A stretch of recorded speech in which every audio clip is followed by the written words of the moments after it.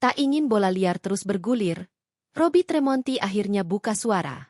Secara blak-blakan, ia membongkar isi pesan singkatnya kepada suami Hesti, Edo Borne, untuk membuktikan bahwa tidak ada unsur ancaman maupun teror seperti yang dituduhkan.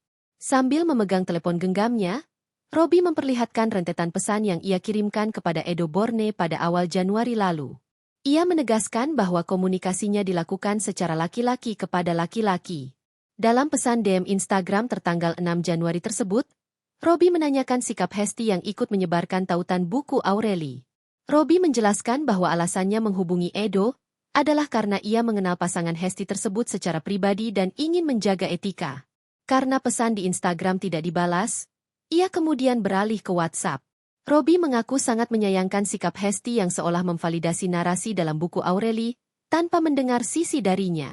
Terlebih, ada bagian di mana Hesti setuju jika pelaku dalam buku tersebut tidak diberi panggung lagi di dunia hiburan. Wajar saya merasa sakit hati? Sangat wajar. Hesti tahu orangnya, pernah syuting bareng dan kenal.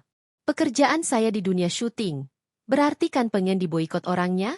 Padahal saya kenal Hesti, kenal Edo juga, dan kami nggak pernah ada konflik sebelumnya, ungkap Robby kecewa.